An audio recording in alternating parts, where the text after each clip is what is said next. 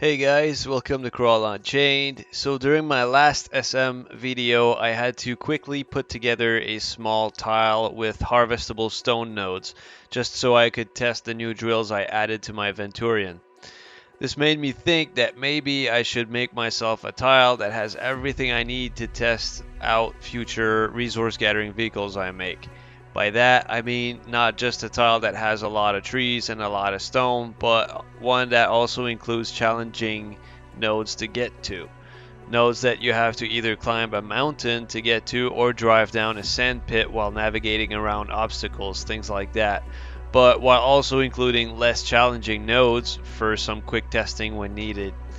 Now my original idea was just to make this tile for myself, but as always, whenever I start working on something, my brain just gets flooded with ideas.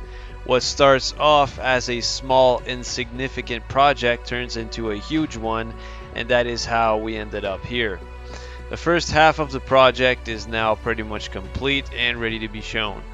The first half was all about woodcutting and processing.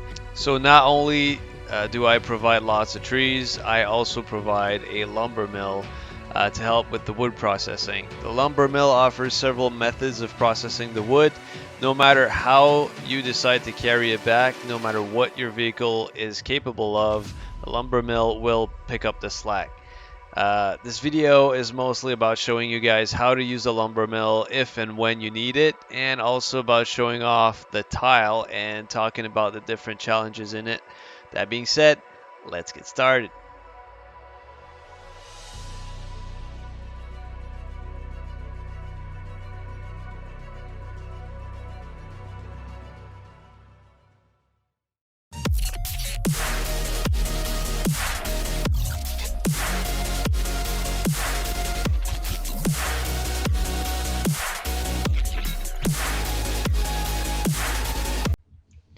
Alright, so you guys have seen the intro, so I'm just gonna go straight to the fun part. I want to demonstrate how my lumber mill works. So I'm gonna go collect some wood here. I'm gonna fill up that, well, maybe not fill up completely, but I'm gonna put a lot of wood into this back portion of the truck here. I don't know how it's called. The trunk, the box, the whatever, the back of the truck.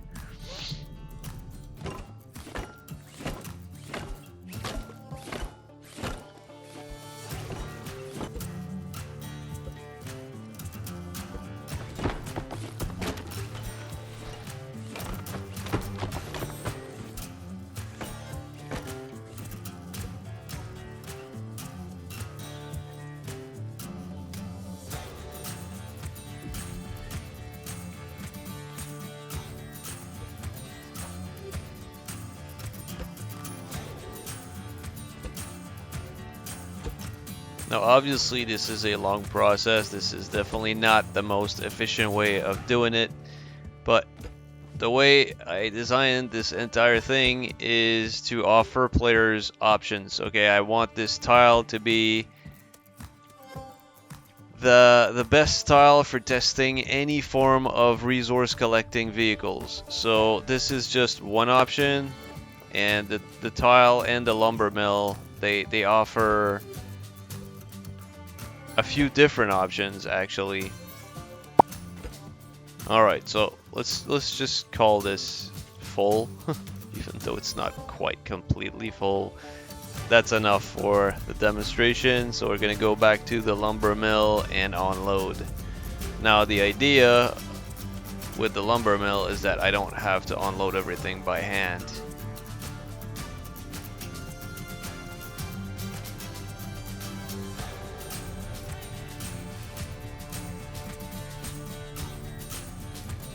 Oops.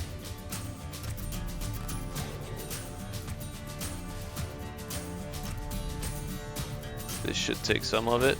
Yeah, it took some of it. Now let's do this. And back up right here in front of this thing. Now if the sensor doesn't pick it up, then I can just come down here and press the button. Now this is filled up as well, so I might have some left, but you know, a lot of it has been taken already. Yeah, there's some left. We'll wait until there's room. Actually, while it's doing that, something I can do is just... Actually, I'll back up a little bit. You saw that I don't have to manually unload it. I'll show you something else that's cool that I can do. There. So as soon as there's enough of this that's been processed, I'm just going to press the button again. That thing is going to come out and it's just going to pick up everything I put in front of it. And the idea, like for this one here, the idea is that this resource collector always stays there. You just either put something in front of the sensor, it comes out, picks everything up, or you can press the button and then it comes out and picks everything up. The idea with this one is, yeah, sure, you can back up in front of it and it's going to pick up whatever it can. But if you're using a resource collector yourself, you can grab the resource collector. You can actually grab this one, pull it out, and you have a full resource collector in your trunk. You just grab the full resource collector and drop it here in front of that refinery, and it's just going to do the same thing. And so you can grab the empty one, put it in the trunk, leave, you know, rinse and repeat. I think there's enough room for it to pick up everything that's left now, so we're just going to press a button. Oh, that's the only one left. There you go. I'm just going to put it in by hand. It was a bit too far. Alright, now I'm going to show you how this baby works. This is my favorite one here. This is the most impressive one and the coolest one. So, I'm gonna go cut some trees. Yeah, I guess I could cut that one in two. There you go. I'm gonna go grab the truck.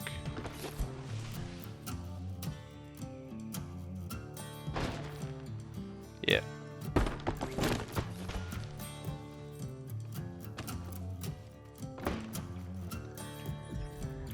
Okay.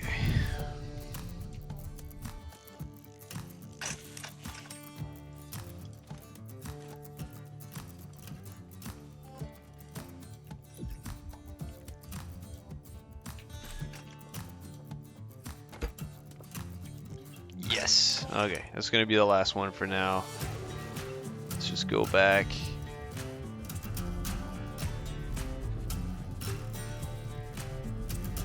Yeah, the back is really heavy now.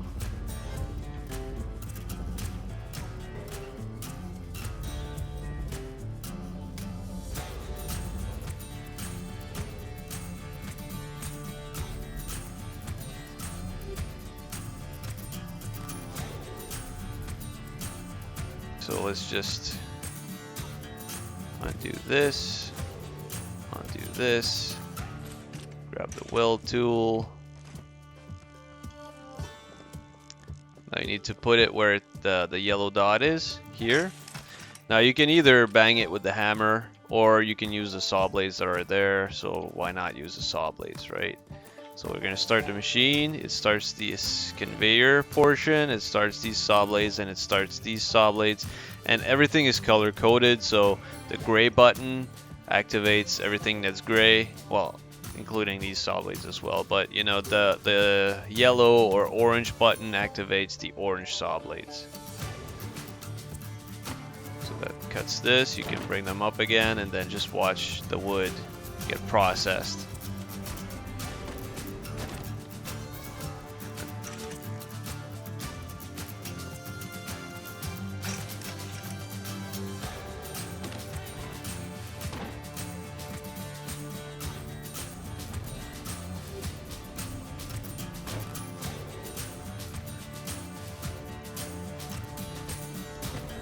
Sometimes the hitbox for some trees, it's just really weird, and it doesn't seem to be getting sawed as quickly, but it always ends up happening anyways. I also added a sensor here, so if sometimes it would be too far to the right and it would get stuck on this and the blades wouldn't hit it, so now there's a sensor that pushes it back on the conveyor. Same thing on this side. There's a sensor that's gonna push. It pushes the log back on the conveyor for it to be centered. Is this one loose? Yeah.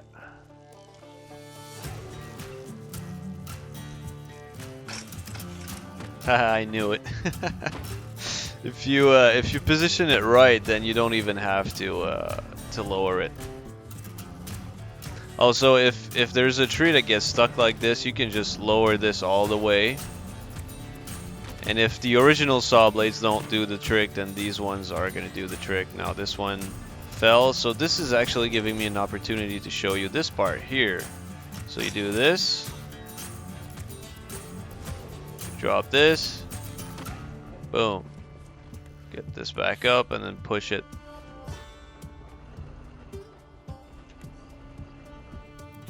You can do this with any size of small tree, as long as it fits inside this bed here. Now this portion, you can put a tree that even overextends past this part and it's still gonna work.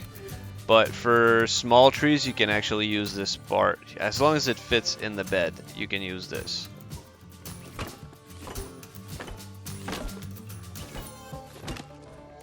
Alright, let's go grab it. So because it fits inside this bed, I can use this like that. Bring that up, push.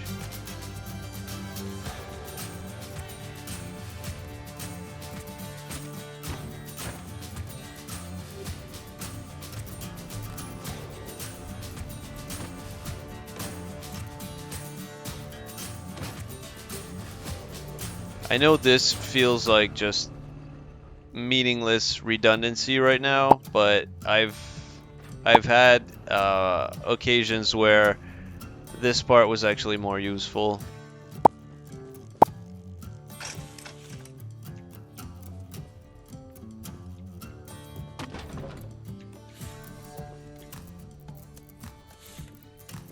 You have to, well, you can actually push it all the way. But if you do, then it's gonna force against it. So, but you can see this thing is working beautifully. There's a little bit of manual work, but you know that's part of the fun. I built this for fun.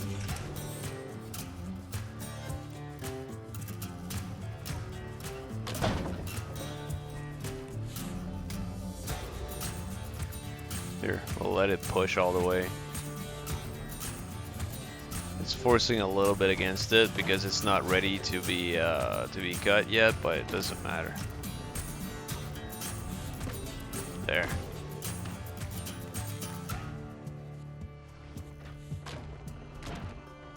There you go.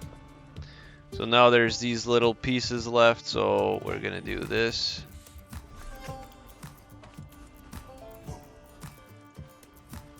Grab it, put it here, grab it, put it here. It should cut both. Yeah.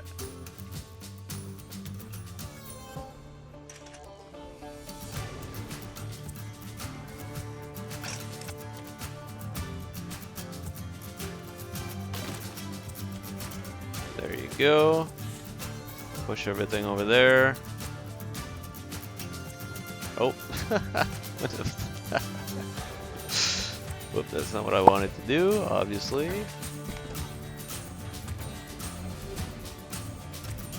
Nothing is perfect. I still feel like this is really cool. I'm really proud of my creation. And yeah, sure, I could maybe optimize it a little bit more, but I don't feel the need to do it. So the last bit I want to show, it uses the plow in front of the truck. For that I need to... Actually, no, that's not the last bit. It's the one before last.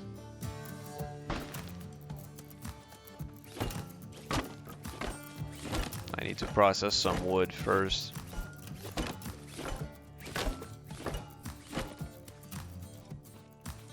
Alright, let's try and do whatever we can with the truck. Now using the plow. And this is so cool, guys, because it works just the same as in real life. You can push with it and you can pull with it. You can back blade and it works. But obviously it's not the best plow design.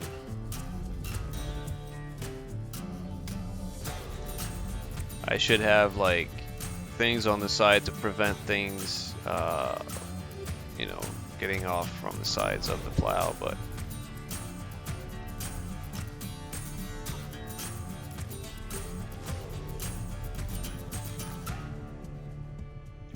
oh, there's one over there.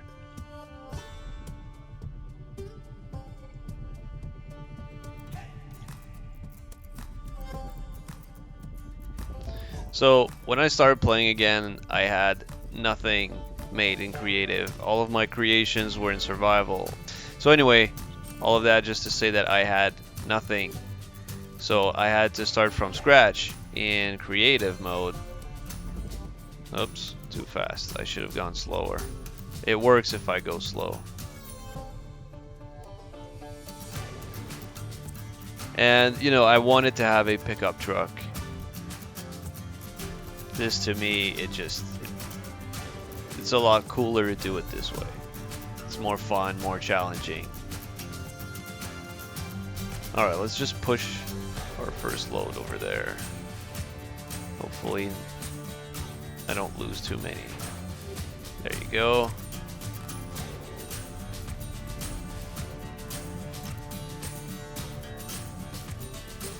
Now obviously the truck is a little bit too big for this. I built the lumber mill first and then I built the truck, but I built the truck in a different world, so I didn't have the lumber mill next to it for size comparison, and it didn't feel as big as this when I built it. It did not feel that big. And when I spawned it for the first time next to the lumber mill, I was like, holy shit, my truck is almost as big as the lumber mill itself. Like, I didn't expect that. I guess I don't have a good eye for, how do you call that? Size perception, I guess.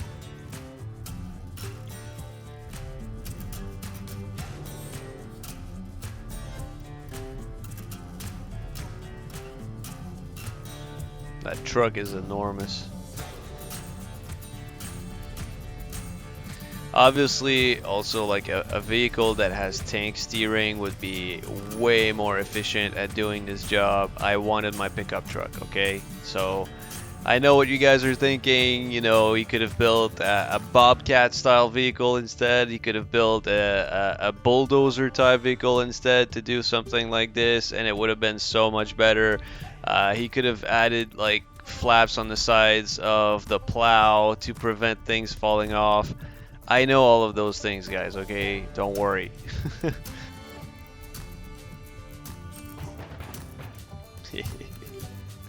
This is just, it's satisfying, okay? It is very satisfying. Now I'm even gonna go and put stuff in front here by hand just so that I can push it back in front of the opening.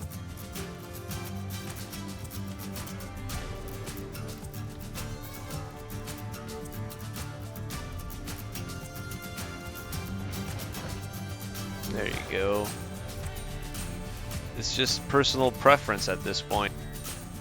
And this is what this game is about. It's about unleashing your own creativity and having fun with it, right? If it wasn't fun, it wouldn't be a game. Oops. I yeeted one. That's fine. We'll survive.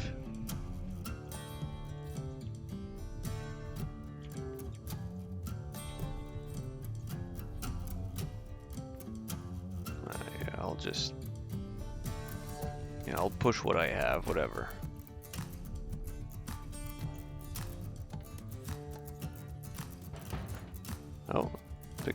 up too. So yeah, I'm gonna do the rest by hand.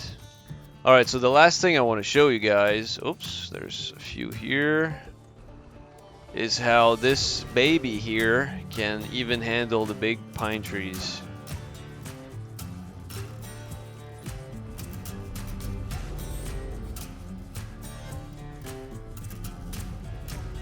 Alright, so since I don't have a tree cutting vehicle, I decided to simply make myself this thing here to help me cut the big trees because I can't cut them with my hammer.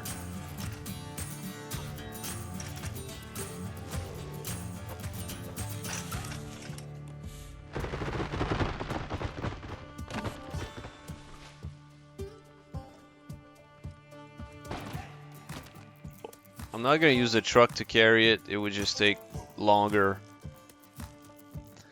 So I'm going to put it right here. You see how it overextends. Now I could cut it to size using this here, and then this part would fall off, and then I could just grab this part and put it back there once the main part is done. But look, you don't even need to do that. It's big enough that it touches the saws on top. I'm gonna do it like this. You're gonna see better. It should process the whole thing without me having to intervene at all. I've seen it do it many times. And one tree like that sometimes is big enough to fill up the first collector or resource collector, so it starts to feed into the second one.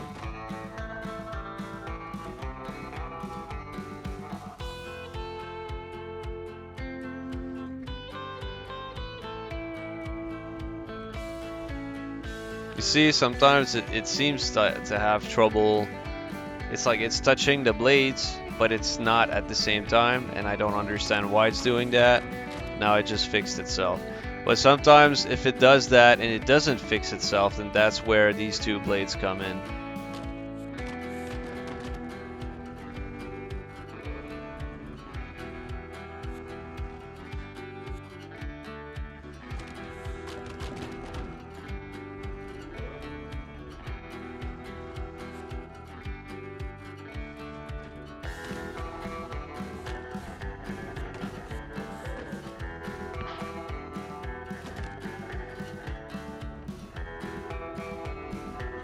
You can see it get pushed back by the sensors I showed you earlier. It's gonna get pushed again, I'm pretty sure. Yep. It's just to recenter it. So I didn't need to use these two blades this time, except in the beginning. Let's see. Yeah, none of them had to be fed into the second one, that's fine. We're gonna go and cut a second one just to show you guys that, you know, it's actually consistent.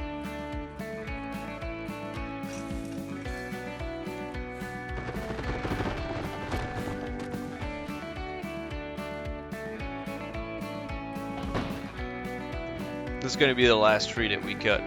I'm actually going to go around and show you the rest of the map, but that's it after this.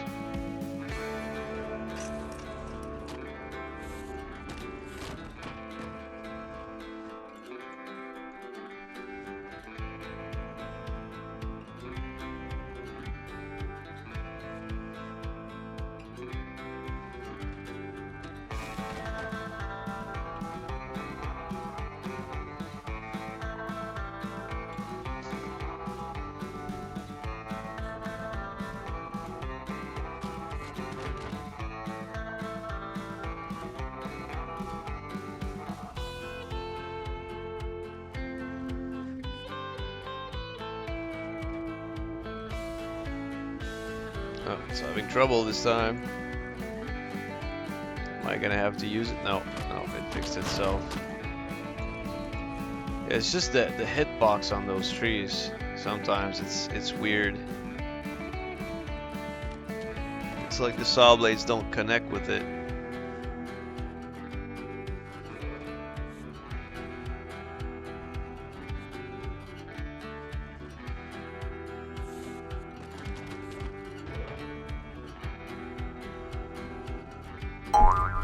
Nope. Again, that was a hitbox issue. That's the first time I see it do that.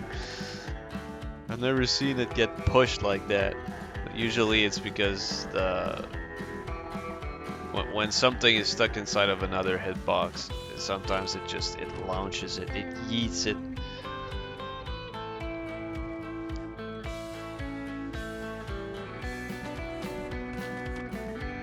Alright, that was cool.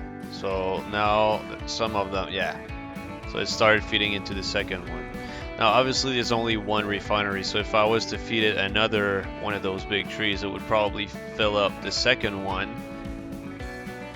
and then the rest would just stay there until there's room. So we're not going to do that. I'm just going to go grab the truck and I'll show you the rest of the map. Alright, so there's a pit here. Actually, I have ideas. This was the original idea, just to have a pit with like a harvestable stone node at the bottom of it with some rocks around it, just to create a challenge. You know, you have to navigate and drive around those rocks to get to the harvestable one. There's one over there as well. I'm actually going to drive next to it. Also, yeah, I made a big sign here just to, like, if you're loading this tile for the first time, then you have an idea. This sign can help you find the lumber mill. So yeah, there's another harvestable stone node right here in between a bunch of other rocks. You know, if your vehicle can do this here, can mine this without too much issue, then there isn't a single stone node that you won't be able to mine in survival with that same vehicle.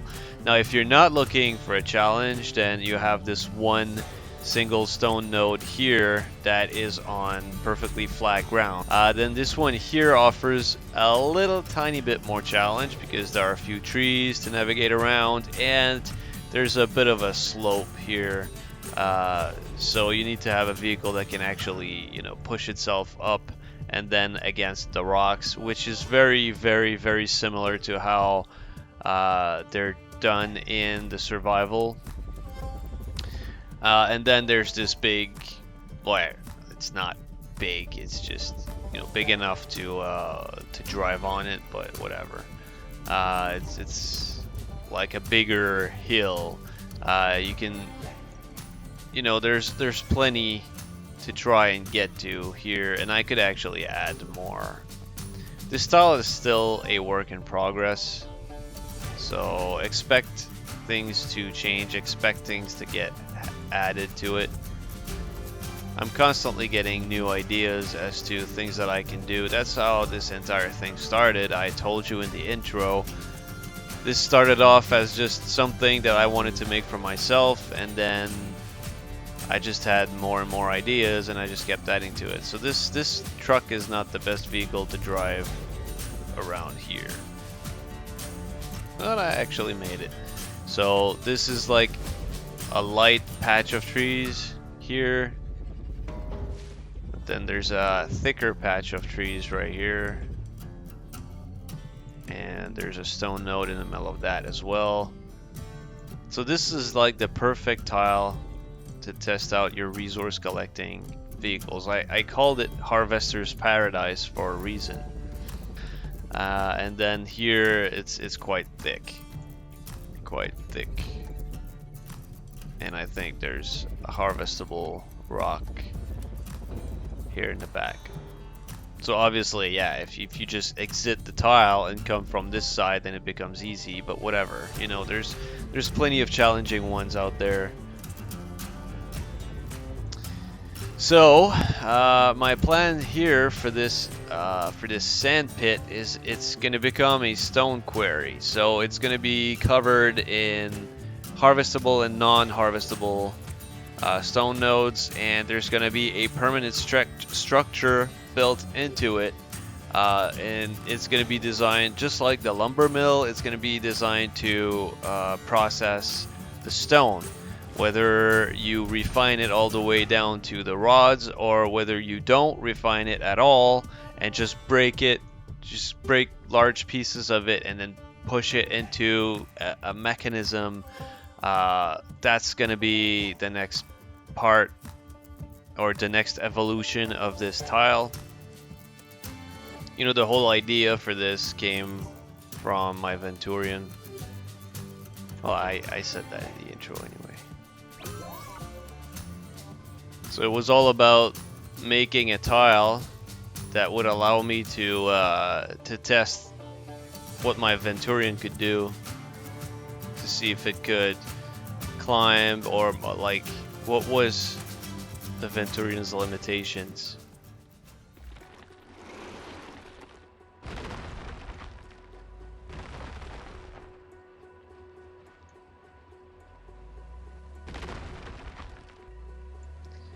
So yeah, my biggest hopes right now is that Axolot eventually optimizes the game to the point where we can make treads like these without causing crazy amounts of lag, because that's the only types of vehicles that are going to be able to do this in a pit like this and climb back out without too much issue.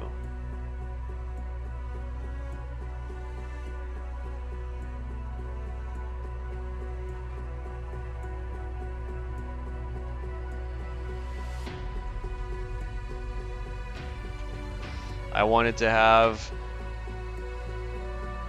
a biome on this tile that was specifically designed to challenge the Venturian. Now, because of its ability to turn on a dime, it's the perfect vehicle to come and mine this type of area.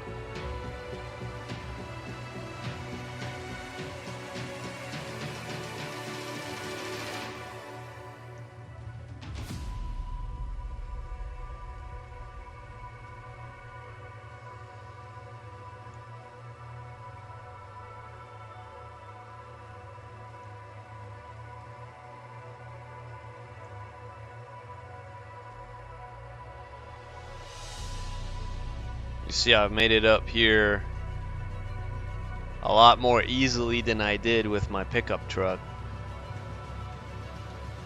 Anyway, video's actually longer than I intended for it to be, so I'm gonna leave you guys with this. I'm gonna leave right here.